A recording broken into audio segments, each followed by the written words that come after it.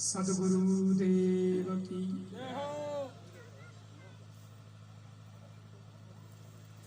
सच्चिदानंद रूपाय विश्वोत्पत्त्यादि Hathaway तापत्रय विनाशाय श्रीकृष्णाय वयं नमः। त्र्यंबकं यजामहे सुगंधिं पुष्टिवर्धनम् उर्वारुकमिव बन्धनान् मृत्युर्मुक्षीयमामृतात्। नारायणं नमस्कृत्य नरं चैव नरोत्तमं देवीं सरस्वतीं व्यासं ततो जयमुदीरयेत्। वक्रतुंड महाकाय सूर्यकोटि समप्रभ निर्विघ्नं कुरु मे देव सर्वकार्येषु सर्वदा। त्यक्त्वा सुदुस्तुतिसुरेप्सिताज्यलक्ष्मीं धर्मिष्ठया वचसा यदगादरण्यं मायामृगं दयतयेप्सितमन्वधावत् वन्दे महापुरुषते चरणारविन्दम्। गुरुर्ब्रह्मा गुरुर्विष्णु गुरुर्देवो महेश्वरः गुरुः साक्षात् परब्रह्म तस्मै श्रीगुरुवे नमः। परम कृपालु परम दयालु नंदनंदन ब्रजजन वंदन गोपति गोपीपति गोलोकपति गोकुलपति जगतपति अकारण करुणा वरुणालय भक्तवंश कल्पतरु भगवान श्री कृष्ण गोपाल के चरणों में वंदन करता हुआ, गौ माता के चरणों में वंदन करता हुआ, अनेक वीतराग ज्ञानी जो भगवान ने प्राप्त हो गया एड़ा महापुरुषों के चरणों में वंदन करता हुआ, पूज्य सद्गुरुदेव महाराज के श्री चरणों में वंदन करता हुआ, पूज्य महाराज जी ने वंदन करता हुआ और अठे उपस्थित एसडीएम साहब एवं चेयरमैन साहब श्री सोमलाल जी सांकला साहब, श्री शेषाराम जी निजी सब्जी मंडी अध्यक्ष महोदय और इन आदरी सत्संगा लाभार्थी श्री बाबूलाल जी देवड़ा साहब एवं नवनिर्वाचित पार्षद साहेब और साहिबाएं,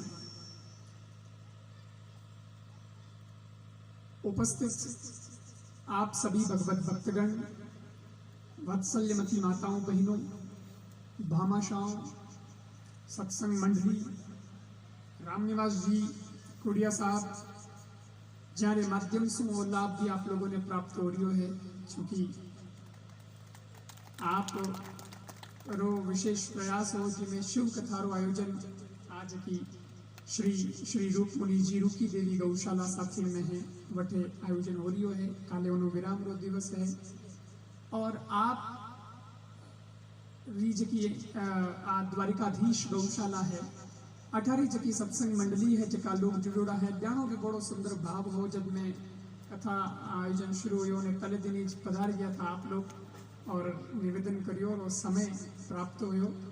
आज व्यस्तता तो बहुत रही लेकिन आप लोग भी इतनी देर तक अठे उपस्थित हो, बड़ो अच्छो लाग रही है। पिपाड़ सो आप लोग पधारिया हो, एसडीएम साहब पधारिया है और भी घना मेहमान अठे उपस्थित हुआ है। बहुत ज़्यादा बात मैंने नहीं कहनी है लेकिन मैं सिर्फ थोड़ी सी देर आप लोगों से निवेदन कर रही हूँ। सज्जनों, गौशाला के प्रांगण में अपना बैठा है, सीधो एक इंसानियत रो कार्य है। मैं इन बात में इंसानियत रो कार्य इन वास्ते कह रही हूँ कि धर्म ने लोग बहुत संकुचित बना दिया। पुण्य मिली सा इन वास्ते कौन कर रहा, क्यों? किसी की जान बच रही है, ये क्या कहूँ? मुझे पुण्य का तो मुझे मालूम नहीं लेकिन खुशी तो मिल रही है। पुण्य तो भी फोटो मिलती क्यों बोली कैसा वो पुण्य है। लेकिन व्हाट्सएप पर जब रसीद किसी को दिख जाती है कि फलान जी फलाने रे बटे जो वो तो चौको कार्य करियो कि गाँव रे बटे कार्य करियो, सेवारो कार्य करियो और उनसों जगह लाइक मिले है, कमेंट मिले है, धन्यवाद मिले है, तो जकी खुशी आज मेरे अंदर पैदा हो गए है वह सार्थक है।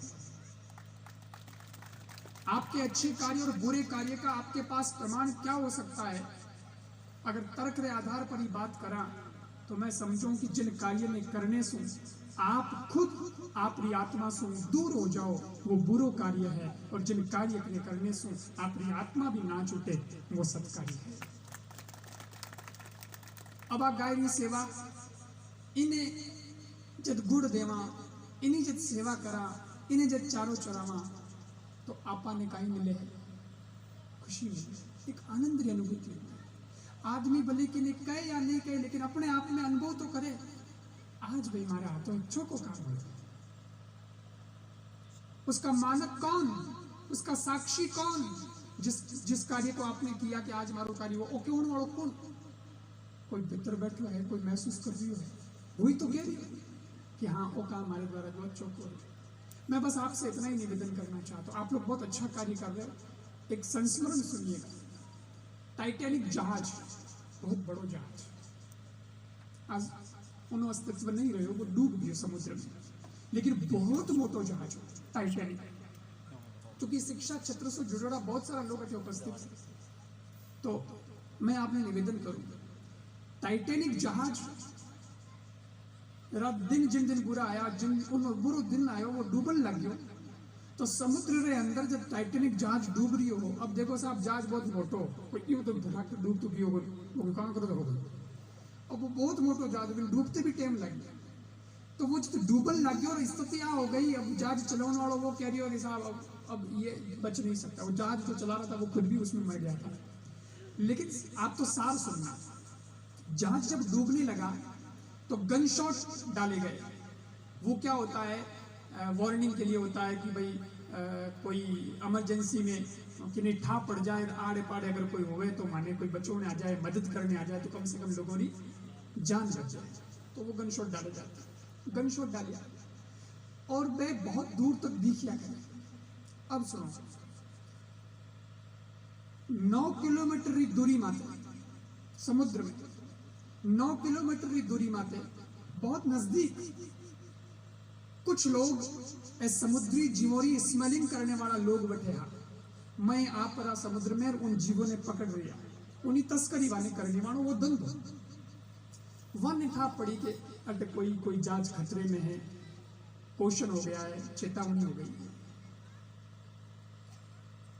पर बैग अपन कहीं करना यार, बड़ंदो नहीं अपन खुद ही धंधो करा 2 नंबर में आप कटी चोड़ा दे बड़ंदो मरे मरे अपन काम अपन करो, और बे जब वटे जाऊँ नहीं कि उन्हें बचाऊ नहीं, कि वो कोई हिमाकत ही नहीं करी, कोशिश ही बची कि बड़ा अपन यार पकड़ी गए। अब साहब 18 किलोमीटर की दूरी माते एक और जहाज होता, कैलिफोर्निया करके उसका नाम था जहाज का, वो कोई जा रहा था, तो वो नहीं बिठा पड़ी कि अटे कोई आड़े पाड़े कोई खतरे में है जहाज, और वो अपने बुला लिया कि भाई कोई मदद करने के लिए आ जाए।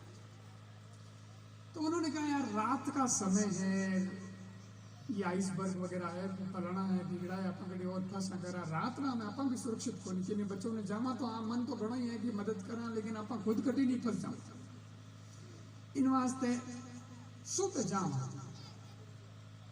कोई खतरो है तो भी नहीं, तो टाइम तो लाग नहीं जाए समुद्र में, कोई चीज तो मोटी जाए, तो सुबह जाम, अब रात तो छोड़ो ही नहीं टाड़ो, ठीक सर देखो कि सुबह जाम। और 68 किलोमीटर पर एक और कोई जहाज था, वो जा रहा था अपनी और दिशा की तरफ, उन्होंने कोई लेनो देनो नहीं, लेकिन उन्हें जब इन वार्निंग रो ठा पड़ियो, तो वो कहो कि समुद्र में कोई तो बड़ा खतरा है, गनशॉट डाले, क्यों नहीं हम जाकर के स्थिति देखें और अगर अपने बस में होता है उतना कुछ करें। और वो 68 किलोमीटर अपनी दिशा बदल पड़ो आयो टाइटैनिक जहाज कर। कहते हैं कि जो चलाने वाला था जहाज वो मर गया, 1569 लोग बेमिकता मर गया, लेकिन इतना कुछ होने के बावजूद लोग मरे, लेकिन फिर भी 710 लोगों को उसने बचा लिया। उस 68 किलोमीटर से दूरी से जो चलकर आया, मरे सो मरे, लेकिन फिर भी बचाने में उसने मदद करी, उसमें 710 लोगों को उसने जिंदा बचा लिया। सार कहीं निकली अपनी ताली आ बात बता रही है कि थे लोग बात हम जय तो हो, मंडला की जगह नहीं हम जगह मौन मौन बैठा रही चुपचाप। लेकिन अब समझने की बात इतनी है कि इस दुनिया में 3 प्रकार के लोग होते हैं। एक वो जगह ने कोई मरोज अठरो माने तो कोई मतलब कोई बात ए जाना धन कहे जाने माने कोई मतलब कौन भाई रे बेलो खाली ढांचो है इंसान को, पर इंसानियत नहीं। क्योंकि बात खुद ही उनका काम लगा बड़ा डरता डरता तो जीवे है, ऑक्सीजन माथे तो जी रहा है, कहीं दूजन बचा पर खुदरे माथे भरोसा को नहीं। चलो छोड़ो उनको, तो छोड़ो, वो तो है ही। अब आ गए 18 किलोमीटर वाले, तो वे नहीं है तो चौका विचार तो है कि यार की करा ये तो काम अपना हाथों चौको हुए। परंतु ऐसे लोग होते हैं जो दूसरे टाइप के लोग होते हैं, वो कहता करना तो है लेकिन यार अभी एडजस्टमेंट नहीं बैठ रहा है, घंटा आया बाहर कोरोना आयो है स्थिति बार ठीक है कोई देखा यार एडजस्टमेंट देखा वही तो बेटा भी टाइप के लोग गए मन में है पर हिम्मत को नहीं। पर तीसरे प्रकार के वो लोग होते हैं जो कहते हैं कि दूरियां सिर्फ मीलों की नहीं मन की होती है, और जो व्यक्ति के मन में ठान लिया गया तो फिर मीलों की दूरियां भी खत्म हो जाती है, वो दूरी तय करके भी आ जाते हैं और मदद कर जाते हैं। ये 3 टाइप के लोग होते हैं, और मेरा तो सिर्फ करबद्ध निवेदन इतना ही है शॉर्ट में कि पहले वाला नहीं बनना है, दूसरे वाला भी नहीं बनना है, और जिंदगी पूरी हो उससे पहले तीसरे वाले जरूर बन जाना, ताकि कुछ तो हमारे द्वारा अच्छा हो जाए, कुछ हमारे द्वारा अच्छा हो जाए। ये भाव मन में रहेगा तो निश्चित रूप से बहुत अच्छा कार्य हो जाएगा।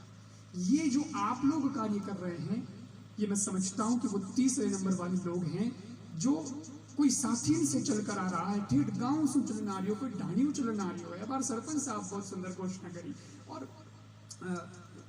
पीपार से चल के आ रहा, कोई कहीं से चल के आ रहा, कोई जिसका जहां जिससे संपर्क होगा उसने ये बातों के बारे में सुना, ऐसी ऐसी गौशाला, ऐसी तरह गाय की सेवा हो रही, ये सुंदर सा कार्य हो रहा है, ये कमाल की बात है साहब। ऐसे राम जी बैठे, और जब जरूरत पड़ी कि भाई गाय तो आ जाती है लावारिस स्थिति में, और उसकी सेवा करने के लिए हमारे पास इक्विपमेंट नहीं है, हमारे पास भवन नहीं है, तो मेडिकल हॉल का निर्माण आपने करवा दिया, इतनी सुंदर व्यवस्था कर दी। रामनिवास जी स्वयं कथा करा रहे हैं, आज उन्होंने 5,21,000 की घोषणा वहां उस गौशाला के अंदर सत्संग भवन निर्माण के लिए करी है, और यहां आए तो यहां भी 11,000 रुपए की घोषणा आपने करी है। माने ये व्यक्ति की इंसानियत होती है, सवाल पुण्य का नहीं है, सवाल इंसानियत कमाने का। आज मैं कहता हूं क्या पाप और क्या पुण्य, मैं तो इतना ही समझ पाया हूं। अभी भी मेरी जिंदगी की तो स्टडी जारी है, मुझे तो अभी बहुत कुछ जीवन से सीखना है, लेकिन फिर भी मैं सोचता हूं कि पुण्य नहीं, इंसानियत कमानी चाहिए आदमी। इंसान का मतलब क्या है? इंसानियत का मतलब इतना ही है, किसी के काम जो आए, किसी के काम जो आए, उसे इंसान कहते हैं, पराया दर्द अपनाए। उसको हमने माँ कहा, उस गाय को क्या कहा? माँ कहा। ढंड को नहीं है वो, पशु नहीं है वो, हमने उसको माँ कहा। क्यों कहा? अभी मार साहब ने उसका प्रमाण दे दिया, क्योंकि रोज जुड़े बच्चे ने भी माँ चुंगा देवे है, और कोई और बछड़ा दूजा है जबकि ये माँ गई पड़ी है, पर उन्हें भी आपको समझ कर चुंगा देवे है, उन्हें दूध पा देवे है। एक बार एक वीडियो में देखियो तो कुत्ते का पिल्ला उसको गाय दूध पिला रही है, क्योंकि कुत्ती मर चुकी थी, गाय ने अपना दूध पिला के उसको पाला। बोलो ये पराया दर्द अपनाने की बात नहीं है कि उसके अंदर भी वो भावना, वो 4 पैर की भले है तो क्या हुआ, पूंछ वाली है तो क्या हुआ, लेकिन वो समझती है। इंसानियत से भी बड़े गुण हो जाते हैं, तो क्या उसकी सेवा को जब जरूरत पड़ती है तो क्या हम आगे नहीं आ सकते? मैं कहता हूं कई बार कि धर्म को बचाने की बात आती है तो धर्म नारों से नहीं बचता, धर्म फेसबुक पे कमेंट करने से नहीं बचता। हिंदू धर्म की जय, लोगों ने ठाकुर हिंदू धर्म एक समाज है, धर्म तो सनातन है। कमेंट करने से बात नहीं बनेगी, लेकिन बात इससे बनेगी कि एक आइडिया आ जाए और उस पर अमल हो जाए, इंप्लीमेंट हो जाए। महाराणा प्रताप को लगा कि आज मेरा धर्म खतरे में है, समाज खतरे में है। उसने घास की रोटी खा करके अपने धर्म को बचाया। आज घास की रोटी खाने की नहीं, आज गाय को घास खिलाकर धर्म बचाने की आवश्यकता है। परिस्थितियां बदल जाती है तो हमें उस हिसाब से काम करना पड़ता है, सीधी सी बात। तो वो दर्द समझ सकते हैं तो क्या उसका दर्द हम नहीं समझ सकते? और वो जिस दिन समझ में आ जाएगा उस दिन हम सच्चे इंसान बन जाएंगे। पराया दर्द अपनाए उसे इंसान कहते हैं। यूं भरने को तो पेट भरते हैं पशु भी इस जहां में। यूं भरने को तो पेट भरते हैं पशु भी इस जहां में। पथिक जो बांट कर खाए, पथिक जो बांट कर खाए उसे इंसान कहते हैं। यह है सच्चे इंसान की परिभाषा। और ये मुझे देख करके बहुत प्रसन्नता हुई है कि आप लोग लगे हुए हैं, ऐसा सुंदर प्रयास कर रहे हैं और गौ माता के दर्द को अपना दर्द समझ करके अपने दुख में रोने वालों हंसना सीख लो। अपने दुख में रोने वालों हंसना सीख लो, नहीं तो मर्द कैसे हम खुद खुदरे लागे पर रोवा जन बजे मतलब ही कहीं दियो अपन। इसलिए खुद पर जब आए तो हंसकर गुजार दो। अरे यार देखी लगेगी, हम कोई ऐसे घबराने वाले लोग नहीं है, हम कमजोर दिल के लोग नहीं है, हमारे पास जिगर है। इसलिए अपने दुख में रोने वालों हंसना सीख लो, पर औरों के दुख दर्द में आंसू बहाना सीख लो। तो जिंदगी समझ में आ जाएगी, जिंदगी की परिभाषा समझ में आ जाएगी। आप लोगों इन सेवा से बहुत प्रसन्नता है मने जका भामाशा अठे आपरो योगदान दे दिया है और जका लोग अठे सेवा कर रहा है, शारीरिक रूप से भी जो अपनी सेवा अठे दे रहा है, ब्यान लोगों को भी मैं बहुत बहुत अभिनंदन करूं। और साथे साथे आज नवनिर्वाचित जका राजनीति क्षेत्र का प्रतिनिधि जनप्रतिनिधि अठे उपस्थित है, मैं ब्याह सबरे वास्ते भी आई बात कहूँ, आई प्रेरणा दूं कि आप भी आपके जीवन में जो को आपने ईश्वर अवसर प्रदान करियो है सेवा करवारो, उन्हें आप अपनी ईमानदारी के साथ निभाजो, सेवा करजो। और वही भाव राख लो है भाई वार्ड में वोट कौन किन्ने दियो बात दूजी है, लेकिन जीत यारे बाद में तो व्यापार सत्सार एक आदमी रा कोनी बेहगड़ा रहा है और बेहगड़ा रहा है तो उनके वही भाव राख लो कि अब तो सबकी सेवा करने का मुझे अधिकार मिला है और ईश्वर ने ये दिया है, तो अब मैं सबकी सुनूंगा और जितना बन पड़ेगा मैं इस शहर के लिए अच्छा करूंगा। ऐसे ही आप सब लोगों की तो भावना अच्छी ही है, तभी तो आप लोग पधारे हो। आप लोगों की भी व्यस्तता रहती ही होगी, अब तो पद मिला है, आपको जिम्मेदारी मिली है, लेकिन फिर भी आप इतनी देर रात तक भी पधारे हो। एसडीएम साहब भी पधारे हैं, आपका नाम ही शैतान है बस, बाकी सब अच्छा है। तो आप तो बहुत अच्छे व्यक्ति हैं और मैं आप जितने पार्षद यहाँ हैं, महिलाएं भी हैं, उन सबके लिए भी यही कहूंगा कि सपने कोई संजो करके तो देखे, सपने सच्चे भी होते हैं। ये दुनिया इतनी बुरी नहीं, यहाँ आप जैसे अच्छे भी होते हैं। बहुत बहुत साधुवाद। सत्संग मंडली में भी धन्यवाद जो कि अमा उस आदि में अठे सत्संग भी जी करे और गरे गरे वटे जान भी सत्संग करे। वो भाव रखे कि बस हम वाणी का योगदान कर रहे हैं, बाकी जो गांधी जी का योगदान होगा वो भी गौ माता की सेवा में लग जाएगा। इस भाव से जो आप लोग कार्य करते हैं, इसके लिए सत्संग मंडली को भी बहुत बहुत साधुवाद, धन्यवाद। मने अठे आवारो आग्रह आप लोग पहले दिन करियो और वो समय गुरुदेव दियो। और माने भी काले रो कार्यक्रम बहुत लंबो है, लेकिन फिर भी मैं लोग अठे आया और आप लोगों ने प्रेम में देखकर बहुत चोखो लगियो। एसडीएम साहब से भी मैं निवेदन करता हूँ कि वे भी अपने विचार व्यक्त करें, क्योंकि आप बहुत सत्संगी हैं और ये बड़ी कई बार ये चीज़ें कम देखने को मिलती है कि व्यक्ति जब अपना प्रशासनिक अधिकारी बन जाता है तो वो इतना उलझ जाता है कि अपने आध्यात्मिक जीवन की बैटरी को लॉक कर देता है, बट रेड लाइट आ जाएगा। लेकिन आपरी जिंदगी ने देखन एड़ो लागे है कि आप वास्तव में आपरी अपनी आध्यात्मिक जिंदगी में भी बहुत धनी हो और इन्हीं प्रकार से और ज्यादा समाज सेवा भी कर सको। वटू ऊर्जा ले मैं निवेदन करूं कि आप भी आपको विचार व्यक्त करें। धन्यवाद। बोलो कृष्ण कन्हैया लाल की, गौ माता की जय। नहीं, इस नारे को बदलो। हम के मैं कहूँ गौ माता की थे के जो सेवा जे तो घनी बोली जे हूँ काम नहीं वो गौ माता की सेवा, गौ माता की सेवा। धन्यवाद।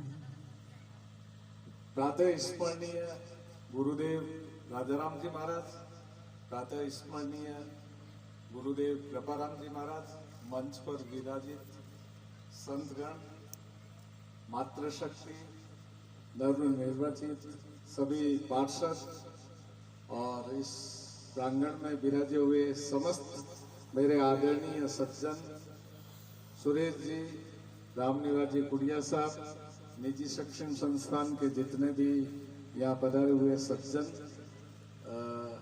और प्रिय विद्यार्थी, जैसा कि गुरुदेव ने फरमाया, हालांकि मारवाड़ी में एक कहावत है, गायड़ मल गायो ने गीतों रो हेड़ो आया। तो गुरुदेव के प्रवचन फरमाने के बाद में किसी की कोई औकात नहीं है कि वो अपने मुंह से कुछ शब्द कोई अभिव्यक्ति करे, परंतु जहाँ तक मुझे भी इस कृपा से और भगवत कृपा से ये जितने भी सनातन धर्म के ग्रंथ है, वेदांत, ब्राह्मण ग्रंथ, आरण्यक, उपनिषद, पुराण, मुसलमानों की ये कुरान है, ईसाइयों की बाइबल है, पारसियों का जन्मावस्था है, इन सभी धार्मिक ग्रंथों का पढ़ने का सौभाग्य प्राप्त हुआ।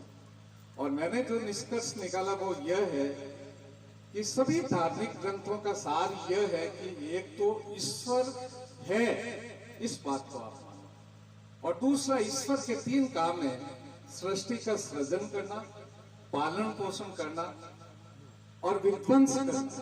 मनुष्य चूंकि सबसे बुद्धिमान, इसलिए ईश्वर के इन 3 कामों में सहयोग करना चाहिए।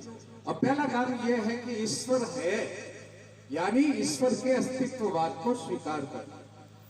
तो आपके कई प्रश्न हो सकते हैं, सभी का प्रश्न ये हो सकता है कि ईश्वर है, इस बात को तो हम सभी मानते हैं, पर मैं कहता हूं कि किसी भी काल खंड में अगर करोड़ व्यक्ति निवास करते हैं तो बड़ी मुश्किल से एकाध व्यक्ति ऐसा होगा जो ईश्वर के अस्तित्ववाद को सही अर्थों में स्वीकार करता है। हालांकि इस बात का विश्लेषण करने में बहुत समय की आवश्यकता है, और इतना समय किसी के पास है नहीं। तो रविवार को जो सत्संग होती है उस दिन मैं व्यक्तिगत रूप से उपस्थित होऊंगा, और ये जो भी इसके कथानक के पीछे जो दृष्टांत है उसका मैं निवेदन आपको करूंगा। दूसरा, ईश्वर के 3 काम है, सृष्टि का सृजन और पालन पोषण और विध्वंस। मनुष्य के ऊपर ये उत्तरदायित्व है कि ईश्वर के इन 3 कामों में सहयोग करे। इसकी भी बहुत लंबी थोड़ी व्याख्या है, किसी और दिन निवेदन करूंगा। राजस्थान के एक बहुत बड़े कवि ने कहा कि कदम्ब को रूख न जानिए और गौ को न जानिए ढोर, हंस को पक्षी न जानिए तो शोषण पड़ोसी लो। कदम्ब कोई साधारण दरकत नहीं है। कदम्ब अगर नर और नारी दोनों जोड़े के रूप में खड़े हैं और आप विशुद्ध मन से, निष्काम भाव से कोई भी निष्काम प्रार्थना करते हैं तो वो फलीभूत होती है।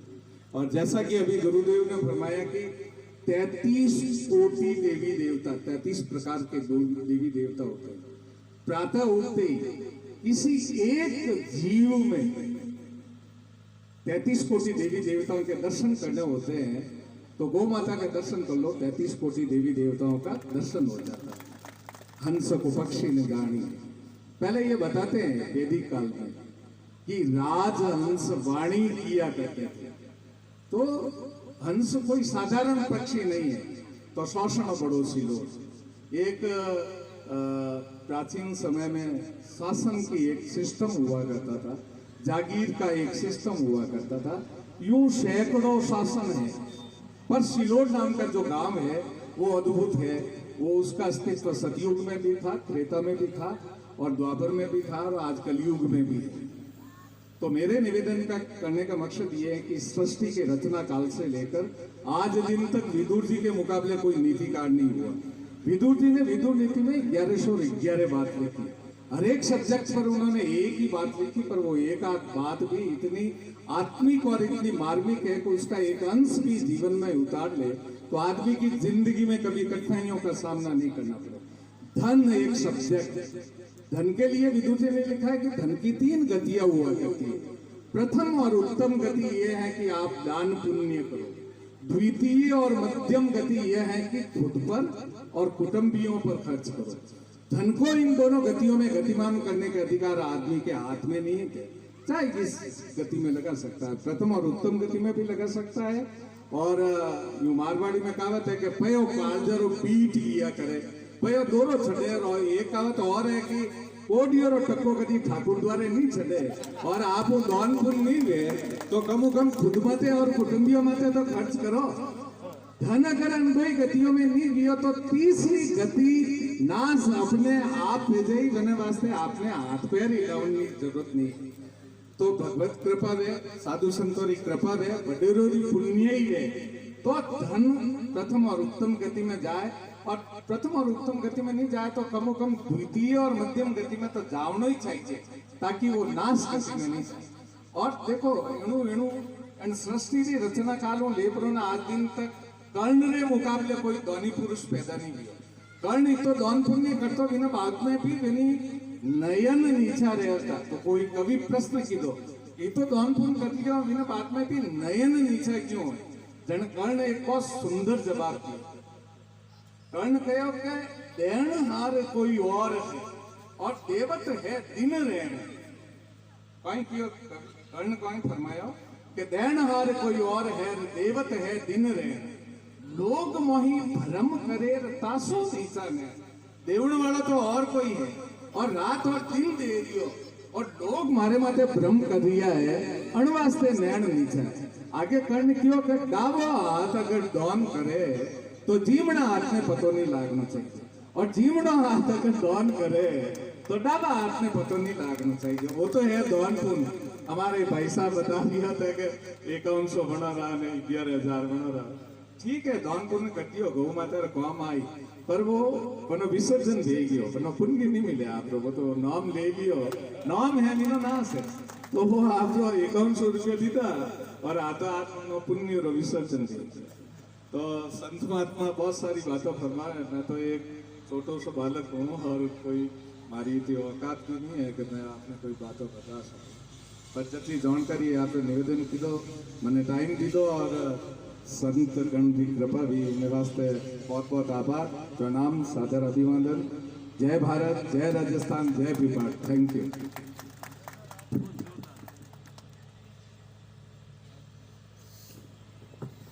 बहुत बहुत साधुवाद एसटीएम साहब। बाकी बातों तो पल्ले पड़ी कि नहीं पड़ी, लेकिन एक बात पल्ले पड़ गई। हम दगे नाव नहीं बोला मैं तो नहीं बोला हूँ कोई दूसरा बड़ा सीख ले लो। लेकिन अब आज का तो आदेश है 500 रुपये सुरेंद्र जी सोनी, 500 रुपये सुंदर मगराज जी वार्ड नंबर 20, 500 रुपये संतोष जी पंडित, 1100 रुपये पुष्पा जी टाक, 1100 रुपये निर्मा जी टाक पार्षद, 1100 रुपये अनोपी देवी पार्षद, 2100 रुपये कालूराम जी चौहान बागड़िया वेरा, 500 रुपये समुदेव जी कोड़िया साथे, 200 रुपये गणपति जी कोड़िया साथे, 2100 रुपये घनश्याम जी सनोब चंपालाल जी, 1100 रुपये महेंद्र जी टाक राम सिंह जी साथे, 1100 रुपये शंकर जी कछावा न्यू सैनिक स्कूल के डायरेक्टर साहब है, 2100 रुपये श्री रूपाराम जी देवड़ा, 500 रुपये हनुमान जी कछावा, 1100 रुपये सतु जी भाटी पार्षद, 500 रुपये जगदीश जी भीमाराम जी कछावा, 1100 रुपये नेमाराम जी शनौफ जालाराम जी इको वाले और 51 रुपये